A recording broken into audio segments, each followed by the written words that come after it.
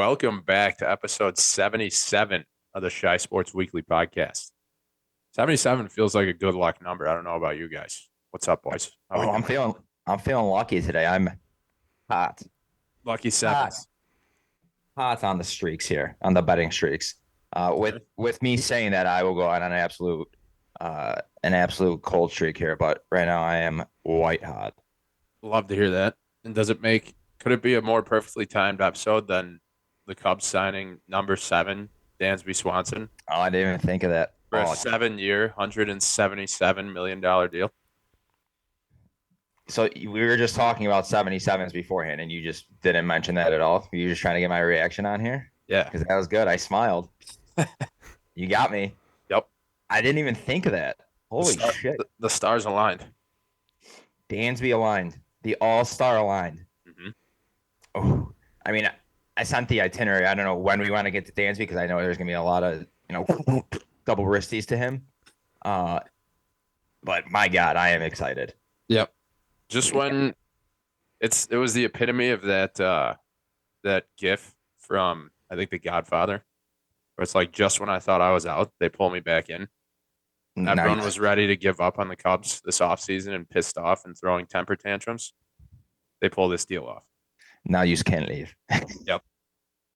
I love it. I absolutely love it. You and I have been talking about it all weekend, but yeah, I was going to say we've been analyzing every aspect of this signing, and just not even this signing, just the Cubs roster in general. Yep. Everywhere down to David Bodie and his jersey size. I love that guy. So. Would you rather have a Bodie jersey or a DANSBY jersey? I don't know. I mean, how many home runs has Bodie hit with the Cubs compared to DANSBY? I mean, makes you think. True. Makes you think. 77. So I know 177 in Kirby Chicago Doc. sports history. Wasn't it Clint Frazier? Didn't he wear 77? I believe he did. Yeah, that sounds right. I'm not looking anything up for that. I looked up just famous 77s. So didn't Chris Bryant wear 77 in the minors? No, he was 76. It was 76. Did we miss the boat on that last episode? Yeah, you did. I don't even know if we did episode 76, dude. My brain is absolute mush right now. It's that time of year for sure. Yeah, it is. It's mush season. What else we got? Did you hear me? I said Kirby Doc. Oh, wow. Yeah, completely forgot about him. No, because he scored a shootout winner against the Hawks a couple weeks ago and taunted the crowd, so now he's dead to me. Okay. I thought you said Herbie Hancock. What'd you just say? I thought he said Herbie Hancock at first. I was like, who's that? It's Johnny Sin's real name. Yeah. Great guy. How about this? Red Grange. He's from LaGrange, isn't he? Wheaton, it looks like. It's like he went to Wheaton High School. Maybe just because his last name was Grange. Wheaton that was Academy. Not me. How about Luka Doncic? Future Bowl. Okay. That's just me calling my shot. The DANSBY episode, let's just keep the good vibes rolling here. Yeah, future. Let's see. Who else was another good 77 or like a 7? No, Mario Lemieux was 66. Fuck, I don't know. Todd Walker. Was he number 7? I think he was on there. No. I don't know if he was. Yeah, he was. Okay. He was. We'll roll with it. Now we're just going back to episode 7. Brent Seabrook. Who, Brent Seabrooks? Ben Gordon. Wasn't he number 7? Wait, I just saw Ben Gordon got arrested the other day. 2 Brent Seabrooks and a partridge in a pear tree. Oh, man, I got to find this Ben Gordon. So, Bulls, I say the other day, this was literally over a month ago. Yeah, I saw that too. I don't know if we might have talked about this. Bulls, ex-NBA player Ben Gordon arrested again. This time, wow, I didn't know he got arrested before. This time at Chicago McDonald's for battery. Yep, saw that. Was not a feel-good moment.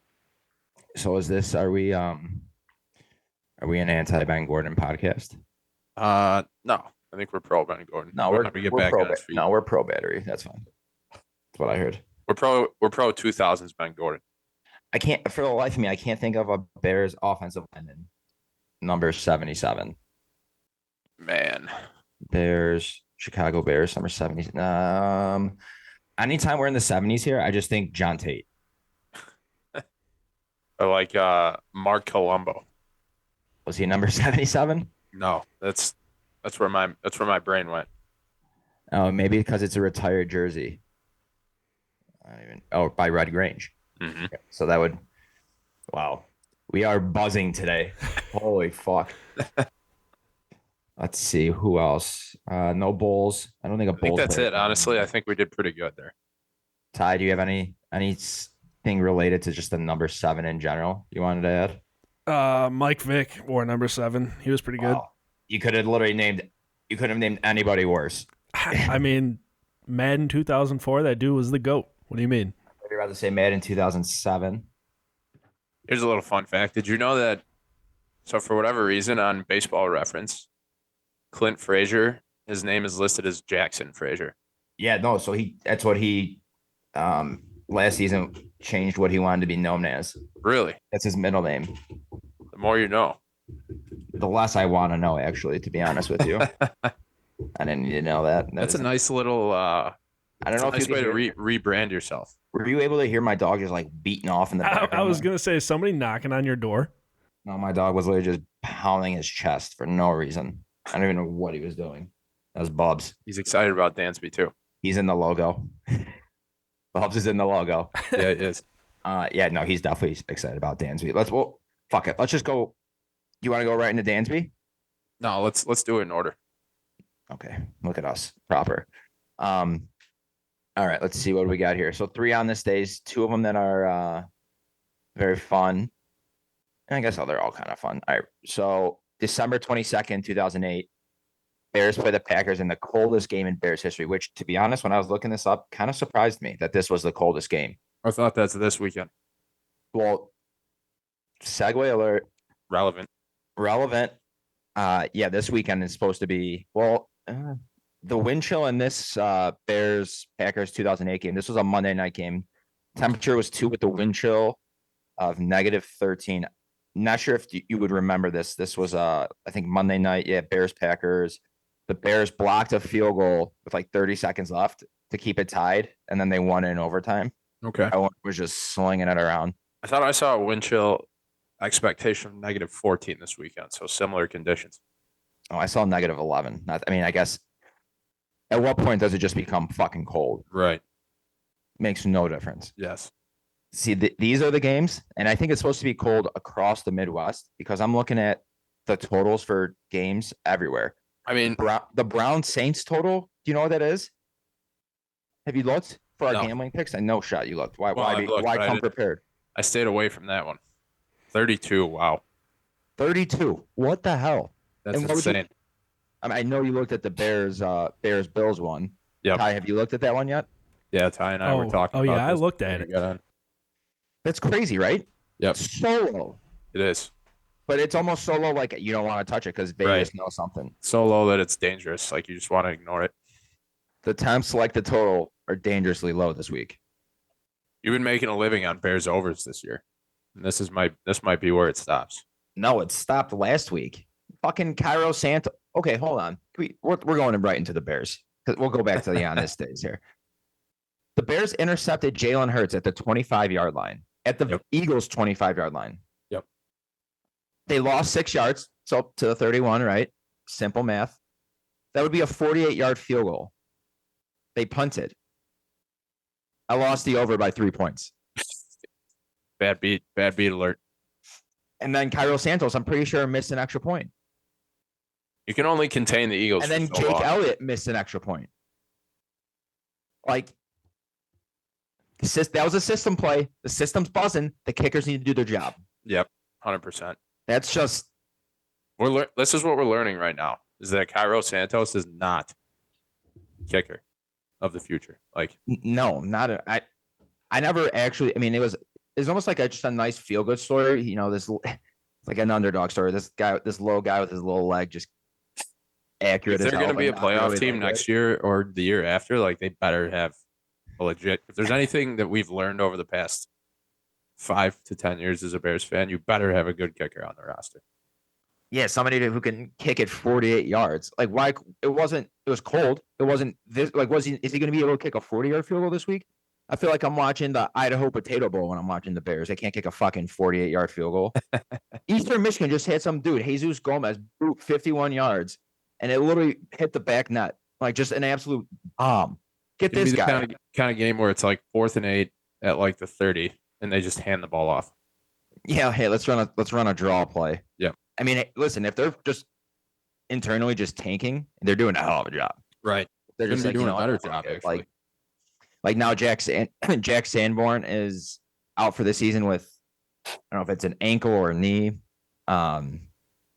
It's they're doing a hell of a job just tanking the shit out of everything. So yeah, I don't really care. They did make that game slightly interesting too.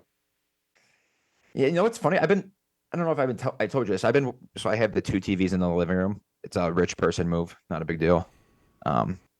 I have the Bears on TV 2, volume off, and I just have the red zone on. So I'm getting all the action, but I don't know like what's really going on in the Bears game besides like I don't hear the announcers, so I don't get this I don't know how well Jack Sanborn's doing. I looked up his stats today when I saw he was hurt. I had no idea he was playing that well. Yeah. Like I see people on Twitter saying that he's playing that well, but I just thought it was because he was a local guy. Well, yeah, that, and he's basically been the direct replacement for Roquan. So everyone likes to compare his stats and say Bears won that trade. Even though they didn't get him back, you know. For the most part, if you looked up, you probably saw AJ Brown gaining 20 yards. Touchdown San Jose State. Because he almost went for 200 on the Bears secondary. AJ Brown did? Yep. Did he really? Yeah, I think he was like 9 for 181 or something. Oh Jesus! Oh merciful Jesus! I did not know that. Yeah, I mean, you would think, I guess with those numbers, you would think the over hit, but well, I'm curious. I mean, covering against the Eagles is a win. Like that's perfect. I thought the same thing on Sunday. Yeah, I thought the same thing. I was like, dude, they covered. Are you kidding me? This might as well be a win. What's kind of messed up is like the Bears and this thing they have about defensive players landing on quarterback shoulders and hurting them. Yeah. Aaron Rodgers and now Jalen Hurts. I have a future on the Eagles to win the Super Bowl, so that one kind of when I saw people saying that he had a broken collarbone. Yeah. And it sounds like a second there. I think it's just a sprained shoulder. No, yeah, it is. For a second there, though, when I saw it was a broken collarbone, for whatever reason, I thought it meant he had a broken tailbone. Like the Bears are like we said, they're doing an incredible job tanking. Would have hated to see, you know, the leading MVP candidate for the city of brotherly love go down and just have their season ruined. So I'm happy that he's not hurt badly. I think for the Bears, to be honest, tell me if I'm wrong here. If the Bears cover every game, Bears fans should be like ecstatic going. Elated. It's like that's like the best thing. That's the best thing that could happen right now is the Bears. They just cover. Right. They don't win. They cover. Good teams win. Great teams cover. You'd be competitive. Like spot on. I mean, literally 100% spread this week 9. I mean, so cover. You're a 1 possession lose game. by a touchdown. Lose by competitive. You're in the game. You have a chance to win at the end. Then you know what? You add a million pieces next year with your $500 million of cap space, and then it's good night, Jim Kite. I think losing to the Eagles by 5 and potentially the Bills by a touchdown, which is what we just created in our heads, you're marching into the offseason with that like at the top of the bulletin board. The final this week is going to be 23-17. Lost by 1 score to 2 Super Bowl contenders. And they beat the Niners. And they beat the Niners. Like, perfect. Great season. Like, can you imagine if they somehow beat the Bills this weekend and the Super Bowl was Bills Niners? It'd be like, this makes no sense. That would be like the Bears beating the Bucs, and then they go on to win it all. Yeah. I mean, last year they beat the Bengals, and the Bengals were within a drive of winning the Super Bowl. Right. Exactly. Oh, wait, hold on. So should we put a future on the Niners then? Maybe. Niners to get to the Super Bowl, whatever the odds are. I like them. I know people are. Plus, we have this with BCB under the helm. We have this Fugazi Bear stat in our favor too. So Fugazis, that's right.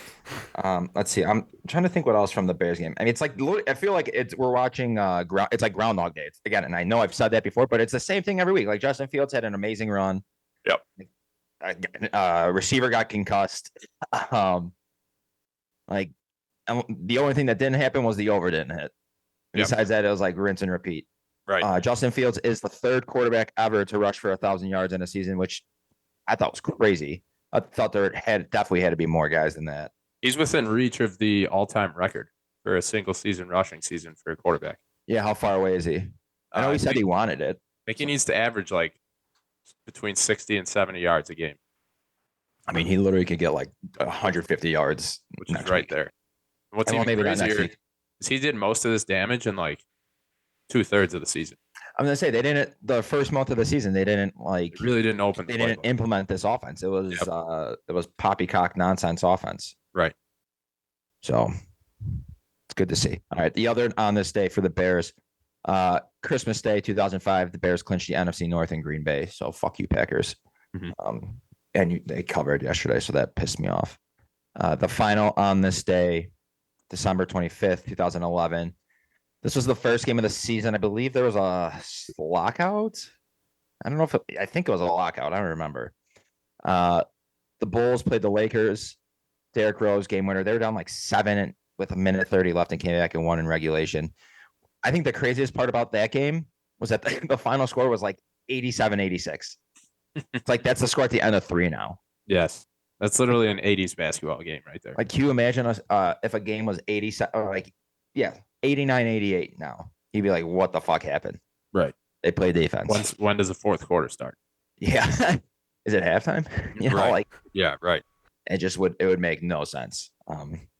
But here, let's talk some Bulls real quick. You're a Bulls guy. I'm seeing a lot of reports right now that the team is not happy with Zach LaVine. Yeah. So Casey Johnson, he tweeted that some players had some strong exchange at halftime of the Timberwolves loss, which drew coach's attention. Sources said multiple teammates directed frustration at Zach LaVine, and the situation intensified. Yeah. Asked about this tonight, Donovan said confrontation is healthy, and players trying to hold each other accountable is a good thing. That's loser talk. You guys suck. I've also read a couple of reports that says Billy Donovan might have lost the locker room. Didn't they just sign him to an extension? Yeah, which is not what you want to hear. Like do the Bulls need to bring back? That's like the kiss of death for a coach. Do they need to bring back our packs? No. You sure? Anything but that. I still feel better about our situation now. I mean, what is like? They're bad, dude. They're like. Yeah, I mean, they dropped 150 points, didn't they? Yep. Gave up 150 to the Timberwolves. They've dropped 4 in a row. It's funny because like a week ago or 2 weeks ago, they're saying people are reaching out to the Bulls front office asking if players are available. And they're like, no, we think when everyone's healthy, we're a playoff contending team. Sound. And then like you hear all this about how there's fights in the locker room. People are losing trust in Billy Donovan. Like just 11 and 18 right now. It's kind of like a downward spiral a little bit. See, this is what doesn't make sense. That I'll say at the beginning of the new year, think of New Year's Eve and New Year's Day last year. DeMar DeRozan had those back-to-back buzzer beaters, right? Yep. Think of like at that point, we don't talk a ton about the Bulls, but the Bulls were probably like at the highest they've been in probably almost the prime D Rose days. Maybe the 1 seed in the East. Yeah, they were right around with it. Top of the conference. Now look at them, dude. They are literally back to square one, like just complete dog shit. They think 12 games under or whatever, 8 games, 7 games. I'm not a math guy. Like what happened? I don't know. I mean, it's hard.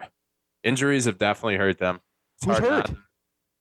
Well, I mean, Lonzo's out, but LaVine. I forgot he was on the team. LaVine is clearly not 100%. You have to have concerns about them. I did not know Andre Drummond was on the team. Yeah. Well, he was kind of just like a nice bench piece pick up in the offseason. Or Goran Dragic. I forgot that he was on the team. I mean, the guy who's just been like Mr. Consistent, as always, is DeRozan. Could they trade him? Like, I mean, I'm not saying that they should by any stretch, but does he have a no move clause, or could they trade him and get pieces? I mean, what's the plan moving forward? It's hard not to consider something like that. I don't know. I mean, you just look at the direction that other NBA teams are headed, and it's like the Bulls just don't have that right now. They this core that they're working with, unfortunately, seems like it's fading fast. So whenever I watch them, and I actually have been watching them a little bit lately, not a ton. And what is Vucevic's first name? Is it Nikola? Yeah. Whenever he shoots, he never makes it. Like there's no shot he ever makes it. It's What's funny is crazy. he's leading the team in field goal percentage at 50. Come on. 50%. I mean, I guess I'm saying from like 3. Yeah. So what is his 3? Do you by chance you have that pulled up? His 3-point percentage? Yeah, I can find that. It is, and it honestly is remarkable. I feel like he shoots like he's like needs to be more athletic. He looks so unathletic shooting. It's crazy. Yeah. I mean, Vooch is he's 36% from 3. then I must see him the other 64% of the time. Yeah. He is. You're catching him at the wrong time. I mean, granted, he's probably like 0 for 7 in the times I've seen him shoot, which is not great. But put it this way, I had friends talking about the Bulls in a group chat today and like concerns and just not feeling good about where they're at. I'm like, shift your focus to the Cubs. I'm like, we have a team that's flirting with 500 plus baseball this season coming up here on the north side. Seriously, like, and there's been a lot of talk with like ranking the Chicago sports teams. Yep. Where would you rank them now in terms of, I guess, which team will reach just even reach a championship or reach a championship soonest?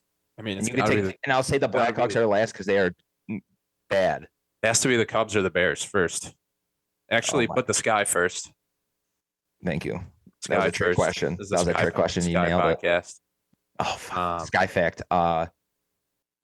Brittany Griner is back home. Forgot about honestly, it's hard not to put the Cubs second. Over who? Who's first? The Sky. Oh, shit. Sky, then the Cubs, and then the Bears. So you think the Bears are closer to reaching the Super Bowl than the Sox are to reaching the World Series? Yes. Ooh, that's a take. I don't know about that. Ty, give us your tweet the order out that you have. I will in a bit because I just tweeted something. I don't want to bury that. I tweeted I don't remember, but something like what's going on with the Bulls locker room.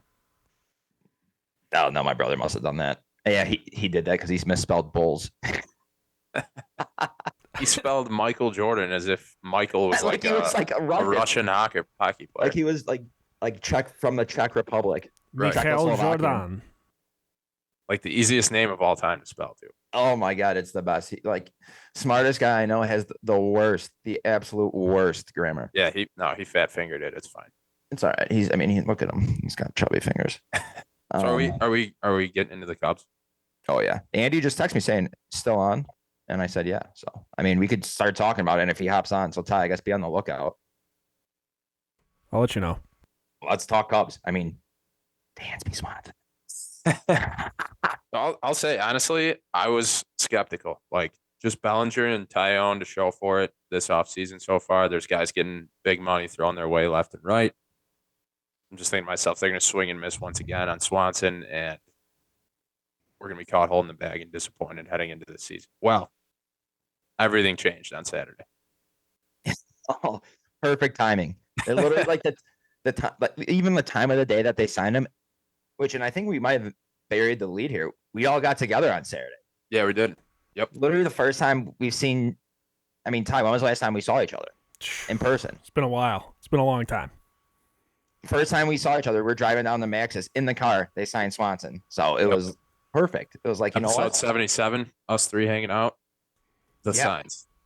Seriously, it was all the stars aligned. Like I said, with the signing of DANSBY Swanson, do you think the Cubs have the best looking infield in baseball? Yes. No, like physically. No, I'm not even talking about on the field. Yes, I know what you're saying. I'm just gonna say yes. I'm not even gonna try to poke holes. Wisdom at third, Swanson at short, Horner at second, and you know who's low key hot as shit? Alfonso Rivas. Put him at first. I'm not kidding. That is like a GQ lineup. I saw your tweet on that, and you're damn right. It's a good looking infield, man. I don't even know if I tweeted that, but that should. I'm going to now. I think so. And they're gonna be a scrappy team too. Like you look at their scrappy do. Let's put Happen left, Bellinger in center, Suzuki in right, and then that's that same infield you just mentioned with for now Yan Gomes and PJ Higgins platooning behind the dish. Like I don't mind Yan Gomes as a starting catcher, to be honest with you. I just don't want. I would like a backup that's. I know this is nothing. I'm just cutting into your point here. But I I would feel like like that's a team that's gonna work counts, have good at bats. They got some guys that can steal bases now. Like they're gonna work their way around the field and scratch across runs. you know what that is? That's a baseball team. Yep. That's literally just a baseball team. That's a good, solid team. Know what that does? That team travels. That's like in the old saying in football is like if you have a good offensive line play travels. Like that, good pitching travels, good defense travels. 100%. And I was reading, so I think the Fangraphs like Zips projections came out recently, maybe today even. Yeah, I thought you wrote them. No, but I know them pretty well now, at least the Cubs. And they're actually higher on their pitching staff than I expected too. This is what I don't understand about all these projections. Why are they so like? Why are most projections so low on the Cubs pitching staff? I mean, Their staff is good. They don't have that. they're not that flashy number big one- names. They don't have the flame throwing ace. No, they don't. Oh my god, you fucking idiot! God, sorry, gambling. I have the second half over. It's 3rd and goal at the 2, and he throws a fucking pick. I need a field goal. Andy's here. I'm gonna let him in. Yeah, let him in. So just as we start talking Cubs, Andy's ears must have been ringing. Official recurring guest, Andy. What is this? Your 3rd time on the show? I thought this was like a 6th time. Yeah, 3 or 4. I think I'm not sure. We Off the top of never- my head. We'll didn't say even tell 6. him. It sounds better. Yeah, it's rounded up. We just kidnapped him. But thanks for coming back on. We are fired up about Dansby Swanson, and we were talking Fangraphs too. We're deep in the weeds, and it's December 20th. Right, and that's kind of like what that signing did overall. Like Twitter was very much negative. This offseason's a failure, which I told Kyle this at one point. It's like if you were down 3-1 in the 3rd inning, and you're like, "Oh, this game's over." Mhm. It's like no, like you still got plenty. Like yes, it doesn't look good because you're losing, but at the end of the day, you still have 6 more innings of baseball. And the other thing too is the offseason, as we've seen the last few years, like Machado and Harper, those guys didn't sign until spring training. So I will say, like, candidly, it was very shocking that all these guys signed so early. But at the same time, it wasn't a time to panic just because deals hadn't gone the Cubs' way yet. I think there was still plenty of time to get deals done. And there still is time to get Right. some more, like, lesser, quote unquote, lesser deals, if you want to call them that. 100%. Patience is a virtue. I So think. Yeah. Go What ahead, inning would you say the offseason is in right now then? I Good guess like question. the 4th. Yeah, that checks out. That Yeah, checks out. right. Because you got all of January, you've got most of February.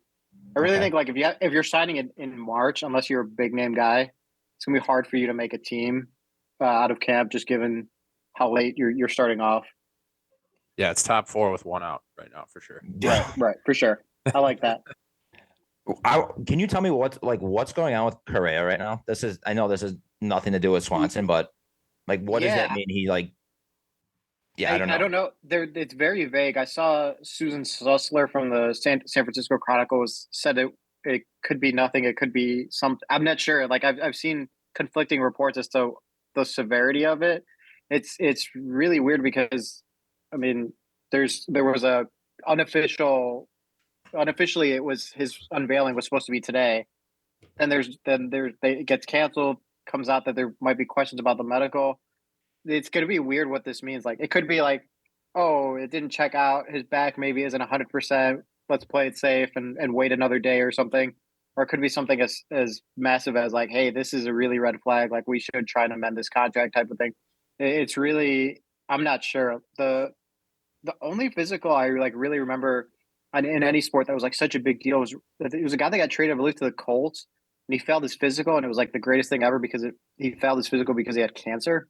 Do you guys remember that? It was like I want to say like 8 years ago or something like that. The guy failed and the trade was nullified, but it was like the greatest thing that could have happened because they were diagnosed as cancer. He And found out he and had cancer. Right. I forget who it was, but I remember that's like the only time I've seen a physical fail Look it up. to that degree. Wow. Interesting. Yeah, I mean, I was saying to Kyle, like, he doesn't agree with me, but I personally would.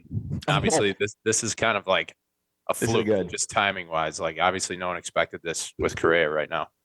But I Right. told him that I would literally rather have Dansby than Correa. Who would you rather for 7 years and 177 million? if you could get Correa at that price, would you rather have Correa or Swanson? I mean, one of my concerns was durability. Yeah, and that's always been the red flag about Correa, right? I think it was like 130 games that he played this past season, and he's never really been healthy for a full season. Whereas Dansby's literally the opposite. In the last 3 seasons, he's missed 2 games. So it's polar opposites in that sense. But I mean, the thing about Correa is when he's healthy, I mean, he can be like the star of a team, right? Hitting home runs and clutch walk-off home run, things like that. Like I think Dansby doesn't have that wow factor. He just does everything right. Like he just does everything well. He doesn't do one thing great like Correa does. He just does everything well. And I think long term, I think Dansby can stay at shortstop, whereas Correa, you might be looking at having to move him off short into either third or second, which for the Cubs isn't necessarily a bad thing when you have Nico Horner, but if you're paying a guy X amount of dollars to play shortstop and then you're moving him off, that's kind of not what you're signing up for in a sense. Well, hear me out here. Like Correa might be more of a flashy name, and honestly, I don't know why. Because Dansby was always a stud at Vanderbilt. Like he's a first round pick. He's pretty much living up to his profile or his expectations when he came into the league. But Dansby hit 27 home runs 2 years ago, 25 last year. I think he has more home runs than Correa does over the last 2 seasons. And obviously, he's played more games, but right. And the thing too is it's we get so spoiled when we see like Ronald Acuna Jr. or Fernando Tatis come up, and the second they're in the big leagues, they just immediately have that star power and that success. And you just think if you're drafted 1-1 or if you're a first round pick, the second you get to the major leagues, you should be a stud. And most times that doesn't happen at all. And in Dansby's case, that's like the prime example. It took him a few years to kind of get adjusted to the league and figure out what works for him and how to be successful. And he's only 28, so he's hitting his prime right now. You're getting, the front, theoretically the front 4 or 5 years of this contract. You should be getting the prime Dansby Swanson, who has just been hitting that stride in his last 2 seasons. That you're hoping that you can get that. And with Correa, he had that star impact right away, and he should still continue theoretically to hit that level. But again, you just get so spoiled with recency bias in terms of like you see Juan Soto come up and hits a home run in his first at bat, and you're thinking like this guy, this is how every rookie should come up. When there's plenty of guys who come up and don't have success, and then 2 or 3 years later, you're seeing them be really, really good major leaguers. one more nugget for Kyle: 18 steals for Swanson last year, none for Correa. One more nugget for Max. I have the stolen base record at Lamont. Put that in Dansby's pipe. Smoke it. Andy, I was listening to the podcast yesterday, the Cubs Weekly podcast with you and Tony, and you were talking about Dansby's defensive and like his impact and how it'll how it'll allow pitchers to go longer in the game. Can you just talk about that more? Because that actually, I never even thought of that. I was like, this actually makes a lot of sense. Meaning like pitch to contact? Well, here, Andy will explain. Yeah. So like, especially with the Cubs, right? You think of Marcus Stroman when he's at his at his best. He's pitching to contact. He's getting 2 or 3 pitch at bats where he's getting a ground out to short or a ground out to second, whatever. Like he's getting weak contact. Kyle Hendricks is the same way. Jameson Taillon kind of leans that way too. So you have a lot of guys that are contact first, which isn't a bad thing if you have good defense behind them. If you don't have good defense, it kind of makes things tricky. If you have a really good defender like Dansby Swanson at short and Nico Horner at second base, let's say they make one play that the other second baseman or shortstops in the league don't make. Now you add that up over, let's say, an outing or a week or a month. They've probably made an extra 5 or 6 outs, right? That wouldn't happen. And in that case, think if you go back to just narrowing it down at the granular level of one at bat, you have one at bat and it's 6 to 7 pitches and you get that ground out. If you don't get that ground out, if you have a league average shortstop or below, like if you don't have a Dansby Swanson or Nico Horner essentially, and that gets through and it's a base hit, well, first of all, it's a pressure packed at bat. The next one for the pitcher, because he's got to face with the guy on base. He's pitching out of the stretch. He's not in his comfort zone.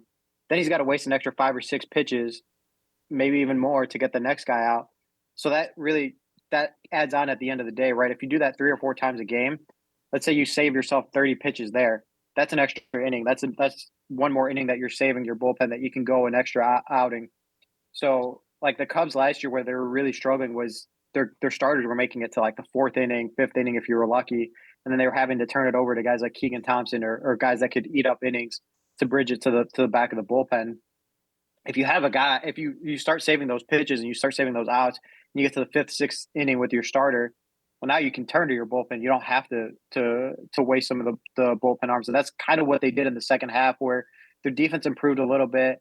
You had a lot of heavy contact bats or pitchers, excuse me, where it was like, Javier Assad, guys like that were just very contact first. You're getting that defense. You're saving your pitcher's arm, and you're letting them go deeper into the games. That at the end of the day, that's going to be huge for any team, but especially for the Cubs.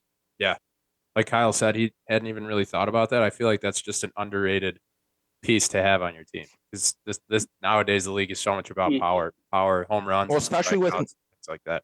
With no shift anymore, because now you instead Right. of Madrigal at second, you have Nico Horner. And Nico was a Gold Glove finalist in 2020. Right. He's goodish. Like he's just better. He's a better defender than Yep. Madrigal is. So now he has to cover more range. So does Swanson. Right. It's like I never even thought of that. I was excited they signed Swanson because he's just hot as shit. He's a male model. Like I mean, it's good. arguably the best defensive middle infield in baseball. It's also probably like the best looking middle infield in baseball. I would try to find a better one, right? Like I don't know what it would be. I wanted to get into stats earlier, but Kyle could not get past the looks. Talking about Wisdom, Dansby, Nico, Horner and and Rivas. Alfonso Rivas. That's a pretty good looking infield. That's what I was. And then you put you have Cody Bellinger in center. For as dumb as he is handsome. There has to be like swagger points and good defender in MLB. Yeah, this go Glover. If there's like swagger points or like confidence points, we just boost the Cubs are boosted by 5 just based on the looks of their infield. They've got a baseball face. He's got a good face, right? Isn't that the old scout saying he's got a good face? Was that like Moneyball Billy Bean right there? I was listening to the press conference or the interview with Cody Bellinger. I forget who brought it up. It was either you or Tony. But I thought it was a great point. Like, what do you think it means for the Cubs? I guess the rest of the players like Nico, Happ, Morel, like some of the younger guys, to have like Swanson and Bellinger around now, guys that have done it. They've been on teams that are consistent powerhouses in the MLB. Like, just the way they carry themselves and like how they go about their business. I feel like that's going to go a long way. Yeah, I think it gives credibility, right? Like Ian Happ is very much a big leader in the clubhouse, and he was definitely a part of winning, right? He was on really good Cubs teams, but he was also a young guy, so he saw he saw what the older guys did, and he kind of tries to replicate things or maybe take some things from that and do his own thing. But these guys were a part of it and were in it and are still in it and were part of winning. So when they bring it to these guys and it's fresh. It's not, oh, this is what it was like 2 or 3 years ago. This is how you do it. This is what you have to do to be championship level baseball. And that's really like, it's so easy to just think of like, oh, you need good players or you need good prospects or whatever. But in baseball with the grind of 162 and having to come to work every single day, and like June or July, it can get very monotonous and you're just going through the motions. Maybe you're not doing it. To have guys like Dansby, Swanson who be like, hey man, you're slacking it. Like you need to pick it up. This is what you need to do. Or Cody Bellinger who's like, hey man, let's go run some extra outfield drills, or let's go get some extra, bats in the cage because we need to fix X, Y, or Z. I mean, I think that's huge because those are the little things that could get overlooked. Like middle season, if you don't have that and you're just like, yeah, I'm in a little slump, I'll get over it, and you don't think about it, it can build a 2-game slump could build into a week, 2 weeks, and that can really, it's a snowball effect where it can really be to the detriment of the team. Yeah, it's like you can have all the talent in the world, but that's just the kind of valuable stuff you can't teach. Like you learn how to win by being placed in those situations. Well, I was also thinking, do you think just the simple fact that he plays 162 and not even just like 148, and it's not saying he like gets injured, but he's legitimately like in the lineup every day. Like as a guy, you signed him to this contract. He's obviously going to be a leader on this team. Do you think just him being in the lineup every day is just something that was a huge factor for Jed and I was about to say Jed and Theo, Jed and Carter? Yeah, I mean, definitely, right? Like, unless something crazy happens, you can pencil him in every single day. With the DH now, if you do want to give him, if you think he's maybe a little sluggish or something, you put him at the DH spot, give him a partial day off. I mean, I think there is something really attractive about that. That knowing you can pencil that in every single day. I'm trying to look it up right now, but I don't think the Cubs had any player that played 162 last year. No. Yeah, I mean, it's not. It's Nick Madrigal. Found. yeah. It's I feel like it's pretty just the rare in mental. general. Yeah, like I'm just trying to fathom that where it's like you play every single day, and like if you're another player, if you're a young player, and you're like, man, I'm like played 6-7 days in a row. Like, we haven't had an off day. I could really feel it. And you see Dansby just going out there, and he's on game number 94 in a row. It's like, all right, well, I can go one more game or whatever. Right. You respect the There's hell just out of like that for sure. that mental that yeah, exactly that mental aspect of all right, if he's doing it and he can do it at a championship level and he's done it at a championship level, I should be able to do it too. There was only 2 guys last year that played 162. It was Matt Olson and Dansby Swanson. Yep. So yeah, there you go. Yeah, I mean it's I mean if you played 155, I think that's incredible. Right. Fuck that. That's so many games, dude. I'd be like, you know what, coach, I'm done. It's right. It's Like I just hard. need the mental day off. Tell that to Ripken. I will. I will. I'll tell it to Kevin Costner. I'll tell it to Ripken. If you know, you know. Andy, one more low key or like under the radar signing that I'm excited about that they kept him around is Drew Smiley. Yeah. I think they picked him up in like 2018. He had the Tommy John surgery, was battling back from that. But last year, I think he had like a 3.4 ERA and like a 5-start stretch for like in August. I'm pretty sure his ERA was like 0.9. Yeah, he was one of the best pitchers of baseball in August. I mean, that's not even hyperbole or anything. And I don't know what he's going to cost. I'm sure they can't be throwing too serious of money at him, but like having a guy like that did they say around. 9? Was it 9 million or am I just making that up? I haven't seen any. I mean, it might be out there, but I hadn't seen. I very easily could be making this up. I drink a lot. Yeah. But I feel like if he can stay healthy, like that's a guy that they can get a lot out of for what they're paying him, I guess. Right, and the big thing like I always turn to is because I used to fall to this all the time. It's like, all right, you have your 5-man rotation. That's it. Like those are your 5 guys, and maybe you have like the long relief guy / spot starter, 6 starter, whatever you want to call them. Like that's what it is. But it's just unrealistic to think through 162. You're going to have all 5 guys make every 5th day start, make 33 starts a year or whatever it is. That's just unrealistic. If you do, kudos to you. I mean, it's like the Dansby Swanson thing. You hit the lotto right there. Yep. But I mean, the Dodgers. I always turn to the Dodgers last year. You go into the season, you're thinking the Dodgers have the best rotation in baseball, bar none. And almost all those guys get hurt, and they're still churning over young guys to come in, make spot starts, and they were solid. And they still had a really good rotation, won over 100 games, made it to the playoffs. You have to have that depth, right? Like you could look at the rotation right now and think Tyon, Stroman, Steele, Hendricks, Sampson, like put any 5 that you want. And you're like, all right, you're set. You don't need to go get Drew Smiley. But just having that insurance is huge, right? Where you slot Drew Smiley in at the 4, like let's say you go Stroman, Tyon, Steele, Smiley 4, and then maybe Hendricks, Sampson, whoever, Keegan Thompson, Hayden Wesneski, whatever you want. That's good. That's a good 5 to start. But you want that depth, right? Where all right, well, Justin Steele's a young guy, and you want to manage his innings maybe a little bit, or he's in a funk. Let him skip a start. Well, now you have that depth where you can call up a Hayden Wesneski. Keegan Thompson can make a spot start. Adbert Alzolay can make a 3-inning start if you want to go bullpen day. Javier Assad, Caleb Killian, Ben Brown. Like you have so many options. You're building up the pitching depth, which I think is huge. Like that was the most impressive thing to me about the second half was seeing. I mean, like I just remember the Javier Assad one still blows my mind because I remember when it was called up, it's like, who is this guy? Like who? And he just went out there every 5th day and just gave them a solid outing. He wasn't flashy. It wasn't, he wasn't striking out 15 guys and going 7 innings.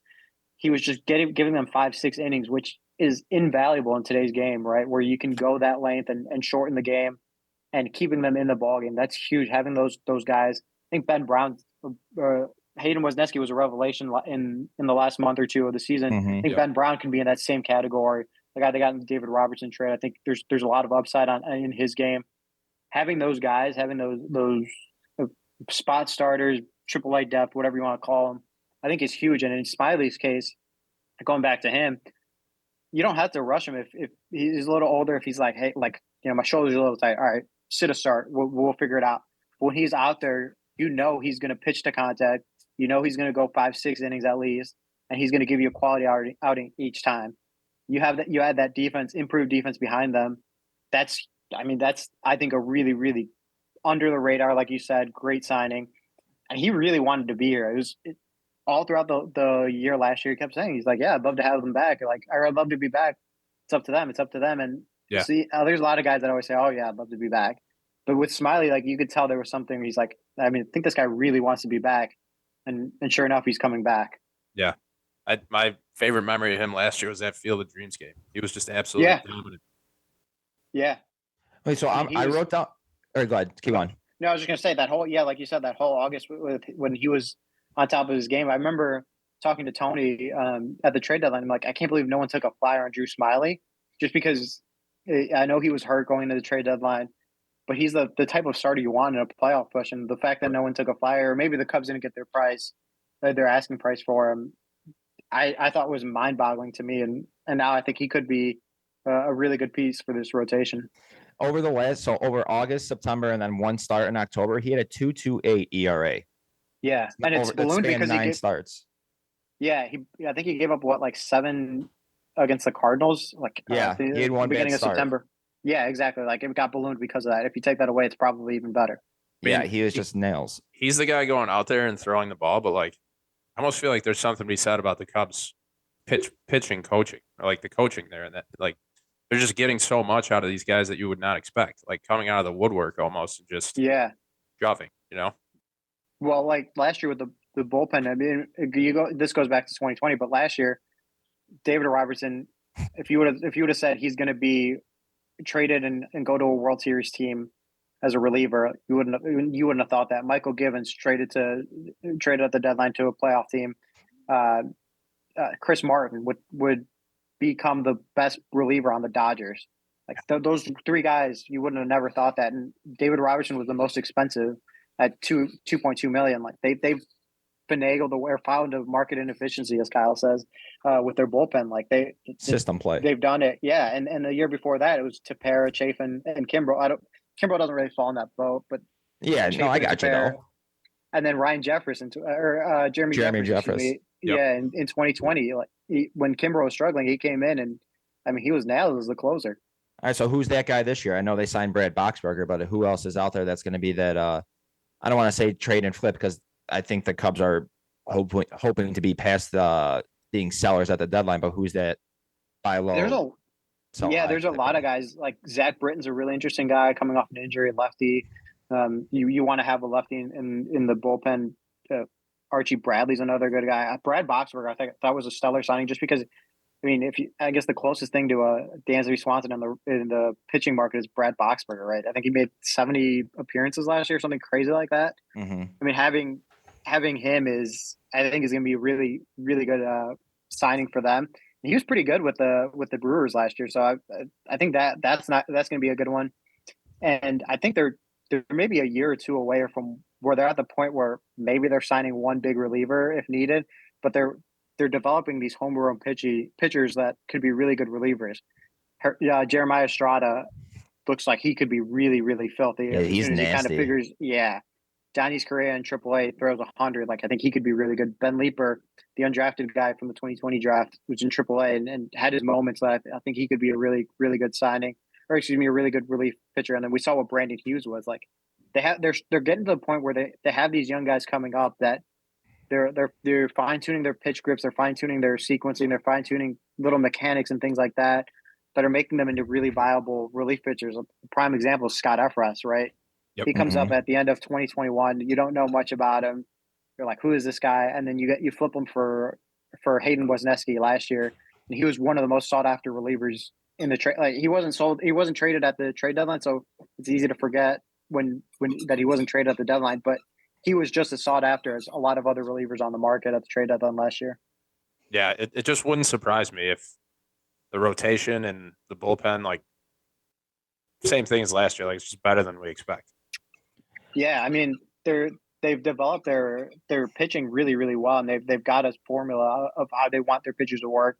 Jameson Taillon, when he was signed, he was the one when he had his press conference earlier this week, he was just saying like, Craig Breslow, the vice president of pitching, they nerded out about pitching for 2 hours. It was supposed to be a half-hour meeting, and they talked for 2 hours about pitching and pitch grips and sequencing and things like that. And he's a firm believer in what their pitch guys and their pitching department is preaching, and that's a pretty good sign when you just signed and you're already a believer in them. 100%. So, not to get too far into speculation, but like, what do you think as far as like next moves, or do you think their roster is kind of set heading into this season? Max is so horned up right now; it's unbelievable. No, I don't think it's set. I've read about like Conforto being a potential bat they'd go after. Like, obviously we don't know. Anything could happen, but what are your thoughts? Yeah, like Conforto's an interesting one, right? Because he's coming off the surgery that he had last year, and I still think they need another lefty bat at least. Like Cody Bellinger is nice, but you're also hoping with Cody Bellinger that he kind of reaches a certain level, because if he reproduces what he did last year, you're not adding much in terms of a lefty bat per se. But Conforto's an interesting guy because they don't really need an outfielder. Like their outfield's set with Suzuki, Bellinger, and Happ, and to try and find playing time for Conforto in the outfield is interesting. You would have to be DHing him. So do you want to sign? There's a lot of interested parties, so you're probably going to have to overpay a little bit. Like, do you want to pay for a DH in that sense when maybe you want to use the DH for a rotating role, like Matt Mervis comes up, or if you want to give Ian Happ a half day off, like that becomes an interesting point. But at the same time, Conforto is very appealing because you need that left-handed bat. Or I think you need that left-handed bat. I think they'll still look to upgrade first base. Trey Mancini is a big one out there. Mm-hmm. That I think would make a ton of sense. That he could DH, he could platoon with Matt Mervis, Alfonso Rivas, whoever you want to put at the left-hand side. Brandon Drury's name is very interesting too at third base, but I think that's a little bit of redundancy with Patrick Wisdom, because I think at third base, exactly. You want to at this point you would want to platoon it where you have Patrick Wisdom, and at this point it would be like Zach McKinstry or Miles Mastrobuoni or something like that, where you're getting that left-handed bat, because Patrick Wisdom's really great against lefties, but he's not. He is like the perfect splits player, right? Like you don't want to play him against too many tough righties. Mm-hmm. Yep. So I'm looking at the 40-man right now, and there's going to have to be some movement. I don't know what it's at. Do you know what it's at off the top of your head? I believe it's at 38 with the Bellinger. I believe that's what it was. Let me pull up Fangraphs because they have the rosters and stuff. But yeah, there'll have to be some moves. And at this point, it would have to be like, that's where guys that you have. Like, I mean, if you sign a first baseman, does someone like Alfonso Rivas become expendable? Like, that's where the questions start coming. Is in that you start looking at maybe the relievers too. So is Mervis on the 40-man right now? He is not. No. So he would also need to be. And I'm assuming he'd be the first guy coming up, right? In all likelihood.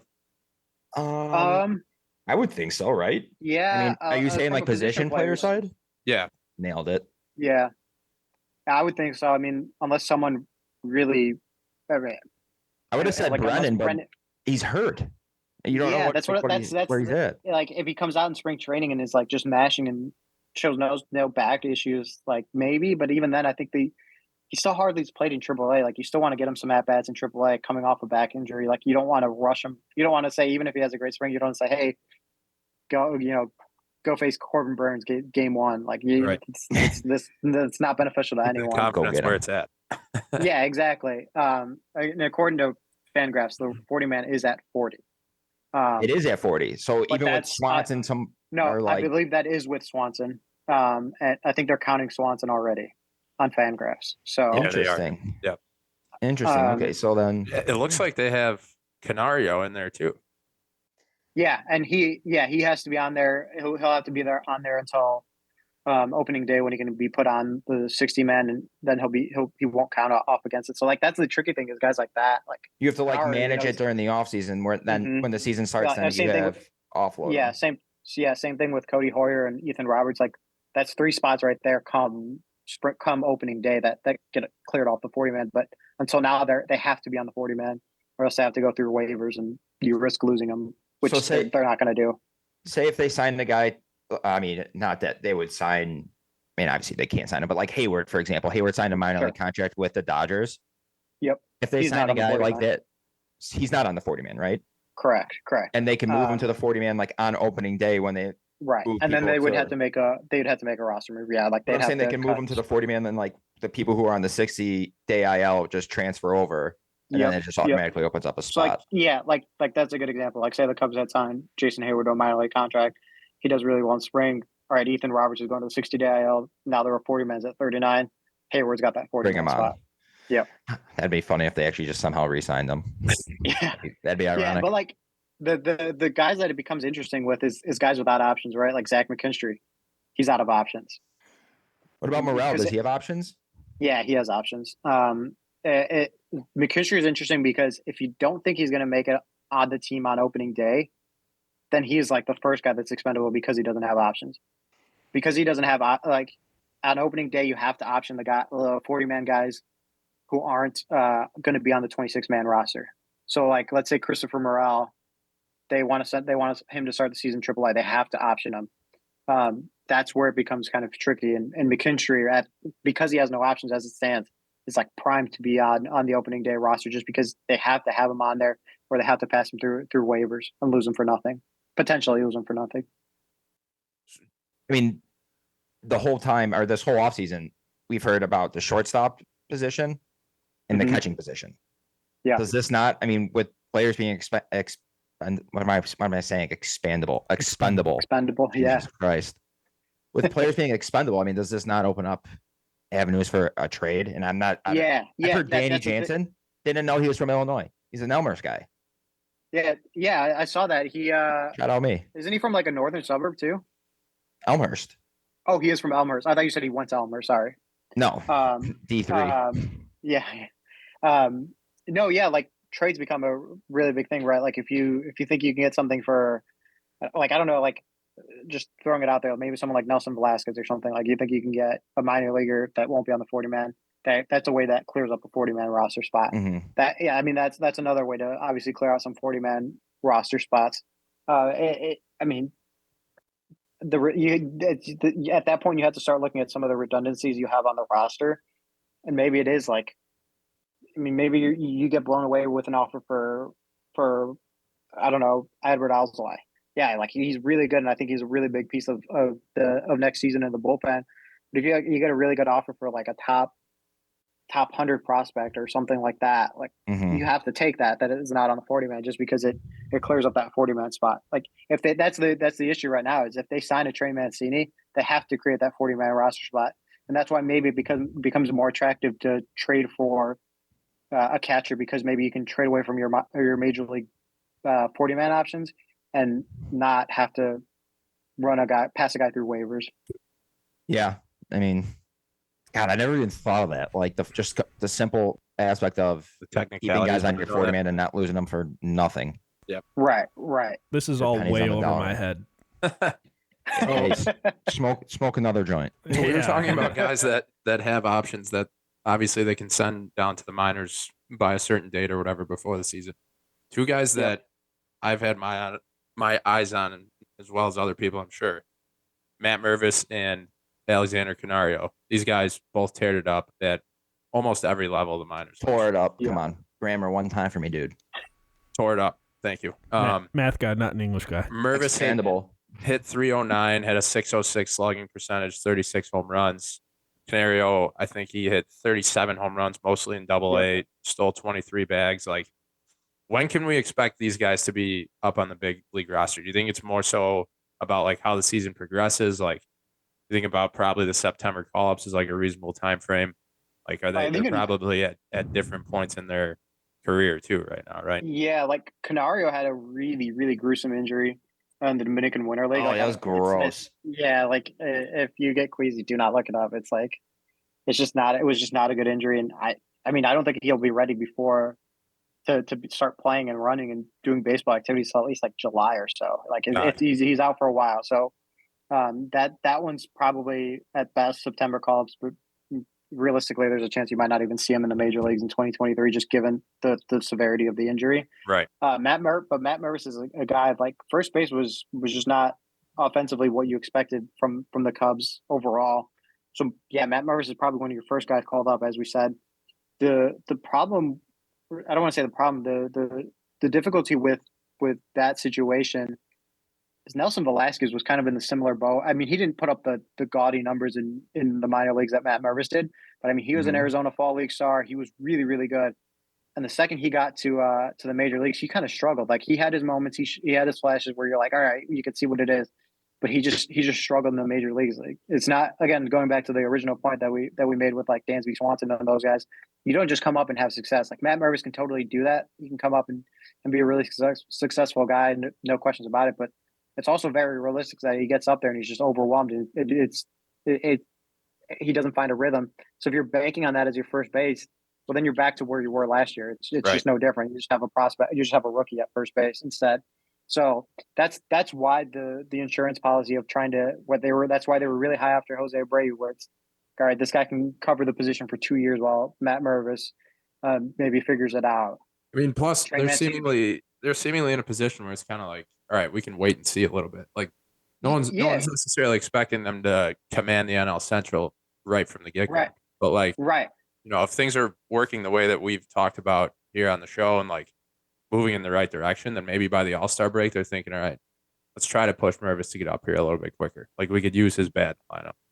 Right. And the other thing too is if it's like really successful, like if things are really going well and you still have Matt Mervis in the minor leagues, you haven't called them up.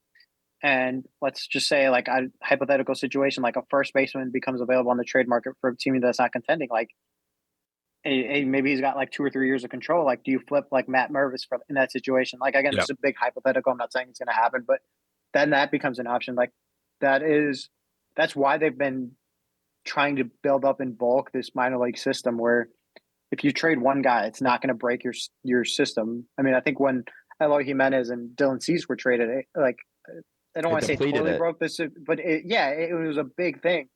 Where now it's like, all right, if you trade a Matt Mervis, it's not. I mean, yes, it's a big blow to the top tier of your prospect level, but it's not overwhelming because they feel confident enough that they're building up enough guys that they can withstand a trade of that situation. Right. Max, you okay over there? I know you're getting excited. Like I said, dude, it's December 20th, and we're talking about the trade deadline. Right. All right, and I mean, go ahead. No, I was just gonna say, like the thing is like the division isn't like incredible. Like the Cardinals were. Right. I think the Cardinals are really good. They're still the cream of the crop.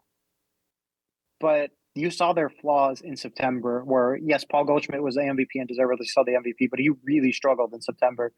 And the fact that he wasn't hitting really hurt their team. And Nolan Arenado struggled too. They have arguably one of the top 3 defenses in baseball, which kind of makes up for they can get away with winning with only putting up 1 or 2 runs a game. But it's not a blow you away team like the Dodgers were the last few years, or Houston was in the AL West. Like they win like 108 games, right? Where it's like, all right, well, we have to wait 3 or 4 years because we're not gonna win 100. Like maybe we'll get lucky and win 88. Like you don't have to worry about that. Like if things go your way and you can steal a couple wins here or there, then you're talking about maybe being closer to the top than you are meddling in the middle. Well, all right. Last thing I'll say before we get too excited. But just think about it this way: like, you get to the All-Star break or the trade deadline, you're flirting with contention. Maybe you're a couple games back, or you're right in the hunt. Then you say, "All right, we're going to be buyers." Maybe there is an ace available. Like they go trade for an ace, and then next thing you know, you're pushing 90 wins by the end of the season. Look what the Phillies did this year. Like, right. I mean, that's the thing. Once you get into the playoffs, it's like whoever's the hottest at that time. Right. I mean, you just have to get in. I mean. Yeah, the Phillies are the prime example. The Padres, they theoretically just got in, right? They were the second wild card. They just got in. You just need to have that moment where you just need to be able to get in the dance. You need to be able to have your pitchers lined up, and you've got a shot. I mean, you go Tyon, Stroman, Wisniewski, Hendricks, whoever you want to go as a third starter, and that gives you a chance, right? I'm not saying you're gonna win for sure, but that all 3 guys give you a chance, and once you get to the playoffs, that's all you can ask for. So that led me right into what I was thinking for like my last question is 86.5 wins over under. Where you going?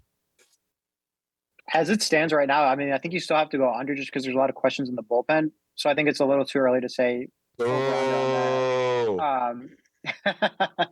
But I mean, I think they're at least at the 80, 81 win mark right now as it stands. I mean, they've improved dramatically from where they were. And What were they, it's 77 or 74 and 88 last 74, year? I believe. Yeah, I believe there were 74 wins last year. Yeah, I guess that's so a it's kind of a big jump. right. And that's the thing is, I mean, that's why I'm saying like right now you have to say that just because you still have question marks at first base. I think you still need another lefty bat. Right now it's just Yan Gomes and PJ Higgins. I think they want to add one more catcher. I mean, all those add up to, maybe 1 or 2 wins here or there, but as you start adding them up, it adds up to over 80. And I think the bullpen, you still need to add another arm or two at least in the bullpen. And I mean, check back with me in a couple weeks, or heck, the way the offseason is going, check back with me like in a couple of days maybe. Yeah. Hey, all I'm gonna say is different team, different roster makeup, but kind of has the makings of like the 2015 season, like where no one was expecting things to happen as quickly as they are, and who knows? You never know. Never know. I mean, they were a 90 win pace in the second half last year. I mean, I don't think they're going to play it. I don't think they're going to be a 90 win pace team like shoot me down, Kyle. Year, but I know you want to. You're ready. No, fuck you. I'm gonna put a future on them to win the World Series. I do it every year. Like 45-1. Probably. I don't know. Ty, you never actually. We asked you to look up that Colts trade. You never could not find it. in. Wait, Colts trade? No, you asked me to look up the. Didn't you ask me to look up the dude about cancer getting traded? The physical thing, yeah. Yeah, was that with the Colts? I don't know. I couldn't find it. It might not have been the Colts. I just remember someone had failed physical with a cancer because of a cancer diagnosis. Now we're buzzing around here. Max, you got anything else? No, I think that's it. You guys are doing great work, Andy. I love listening to your stuff. Thanks, man. I appreciate it. Buzzing around there. Yeah, I mean, besides that, let's get a couple more signings here. Let's get that win total up to like 87, and let's hit the over. There you go. Yeah. Sounds like a plan to me, right? Fuck. Yeah. All right. 87 gets you in. Fucking right. Yeah, I mean, second wild card. Phillies 186. There you go. All right. Andy, thanks for coming on. Appreciate it. Yeah, thank you guys.